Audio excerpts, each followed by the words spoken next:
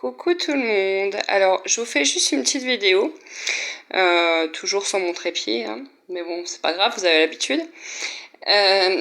Parce que je viens de regarder un live de Greg qui parlait de la Lune, notamment aussi du film qui va sortir qui s'appelle Moonfall, il me semble. Concernant l'éventuelle chute de la Lune, vous savez que les films sont pour moi toujours des symboles d'une grande importance, même s'il ne faut pas toujours tout prendre au pied de la lettre, bien entendu, mais il y a toujours des choses derrière. Il y a quelque chose. Je pense qu'il y a une inquiétude, effectivement, de ce point de vue-là, de la part des gens qui dirigent. Et j'ai fait des recoupements d'ailleurs avec aussi le slogan Black Lives Matter, qui, pour moi, en langage des oiseaux, alors pas en traduction littérale, parce que j'entends déjà certains me faire le commentaire. J'ai mon frère qui habite aux États-Unis, donc je sais que ça ne veut pas dire ça en langage littéral, mais en langage des oiseaux peut signifier la matière noire vie. Quelle matière noire? Ceux qui savent comprendront.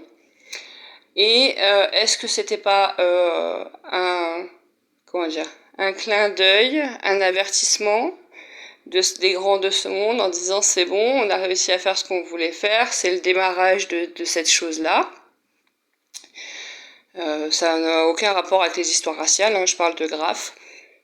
Vous mettrez la terminaison du mot par derrière pour ceux qui savent. Les autres n'ont pas besoin de savoir parce que s'ils savent pas, c'est qu'ils ne s'y intéressent pas aujourd'hui. Donc, est-ce que c'est le déclenchement de ça? Et pourquoi, en fait, là j'ai regardé un live donc de Greg qui me disait, mais pourquoi, en fait, on cherchait à savoir pourquoi, parce que finalement il y a pas mal de monde, il y a des gens qui décèdent, oui, mais une majorité non. Alors pourquoi est-ce que ça a été fait? À des fins transhumanistes, certainement, oui, mais pas que peut-être. Parce que cette matière-là est électromagnétique, et que si on part du principe et qu'on analyse les hypnoses, les séances d'hypnose régressive qui ont été faites, qui disent qu'il ne reste plus que 2 réacteurs sur la Lune et que son activité électromagnétique va s'éteindre, alors l'activité électromagnétique des corps peut être un paravent et servir à la place de cette activité lunaire. Est-ce que c'est ça qu'ils veulent? Est-ce qu'ils veulent maintenir ce champ électromagnétique pour maintenir un état de conscience moins évolué? Donc j'ai demandé par rapport au tirage, est-ce que ce dôme allait se fissurer et qu'est-ce que ça allait donner? Donc ici ça c'est le tarot surréaliste. Donc on a eu le chevalier de coupe et la dame et la reine de coupe. Alors le tarot surréaliste, je vais le récupérer le petit papier parce que c'est un tarot qui est très spécifique et qui donne une autre analyse des cartes de tarot. Donc je les connais pas par cœur encore, hein, donc vous m'excuserez. Mais donc si on prend le chevalier de coupe, il nous parle de conversations harmonieuses avec les ombres de la psyché. Donc les ombres de la psyché, qu'est-ce que c'est? Une conversation. Quelle conversation? Télépathique, magnétique, éthérique? Le désir de changer le monde, tiens, suivant les idéaux, peut conduire à une amère déception. Bon. Ensuite, on a la reine de coupe, empathie extraordinaire à l'égard du monde, ouverture du cœur. Donc ça, je pense qu'en fait, c'est les deux côtés qu'il faut être dans une ouverture du cœur. Ironie, sentiment profond et expérience visionnaire. Alors, donc on est sur une expérience visionnaire, clairement, d'accord? Une expérience, hein, ça on le sait tous. Et je pense que tout simplement, le but est essayer de garder l'ancrage et la densité. Là, on voit qu'elle est ancrée, qu'elle est empêtrée, en fait, dans tous les feuillages, dans toutes les algues, etc. Et l'eau, c'est un fluide, un conducteur. Donc, alors, est-ce qu'elle est empêtrée dans ce conducteur-là? Donc, ça peut s'associer au magnétisme. Ici, on a quoi sur le dessin? On a une hache avec un homme qui est sur une petite baguette comme une allumette en fait, qui est un peu démantibulée de partout. On voit que la terre est craquée de partout. Alors, est-ce que c'est le résultat que ça pourrait faire? C'est une possibilité. Ou est-ce que ça a été fait en fait est-ce que ces injections ont été faites pour éviter un espèce de cataclysme géant auquel il s'attendait, ou voilà, qui était une possibilité parce qu'on n'a jamais de certitude et eux non plus. Ah, donc ici après sur l'oracle de l'esprit animal, on a le papillon qui est une transformation. Donc on a bien le dôme magnétique qui va se transformer. Ici il part avec les papillons ici, il s'envole un peu en éclats. Donc on a bien une transformation. Par contre, derrière cette transformation, il faudra fixer des limites saines et continuer surtout de croire en soi-même. Alors ici, on allait faire attention au niveau de la nourriture, etc. Donc peut-être recréer quelque chose de plus adapté, parce que ça, c'est la nourriture qui est adaptée à l'écureuil. Donc faire attention à recréer quelque chose d'adapté.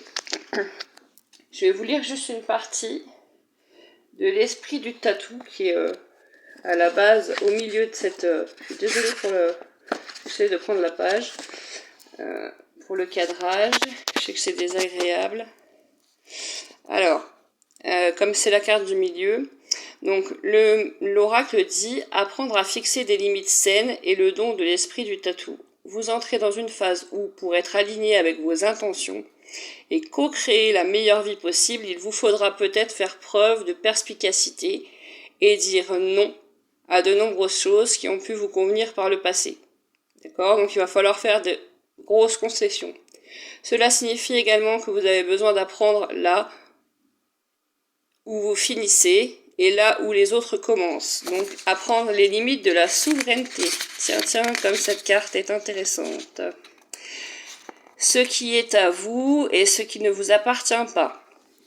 Désolée, je tremble. Vous connaissez vos limites et comprendrez que dire non à ce qui ne vous convient pas est un choix libérateur. L'esprit du tatou vient vous dire qu'il est temps d'être honnête avec vous-même et ce que vous souhaitez vraiment. Soyez clair sur ce à quoi vous consentez, affirmez vos besoins et sachez dire non. Ben dis donc, il répète pas mal, sachez dire non. Ce sont des actes de respect et de gentillesse envers les autres comme vis-à-vis de vous-même. Faites confiance aux signaux envoyés par votre corps et vous saurez comment agir. L'esprit du tatou vous aide à prendre de bonnes décisions fondées sur le sens aigu de ce qui vous appartient et de ce qui n'est pas à vous.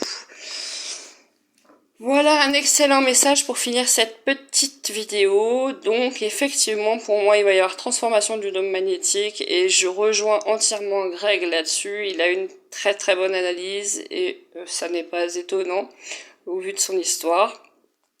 Voilà, je pense qu'effectivement ça va se transformer, il va falloir réadapter des règles saines pour nous, apprendre à se passer de certaines choses et croire en un futur possible.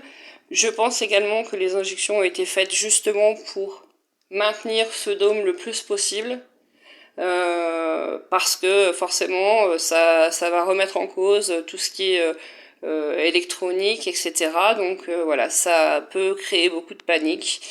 Donc peut-être que ils se sont servis des gens, de ceux qui ont accepté en conscience ou non. Voilà. Alors il y en a certains qui vont le métaboliser et d'autres non. Mais je pense pas que c'était pour éradiquer la population. Je pense simplement que c'était une nécessité de leur point de vue à eux. Voilà, en tout cas, restez un focus sur le tatou.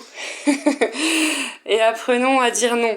Voilà, je vous fais plein de bisous. Ciao, ciao, bonne fin de journée.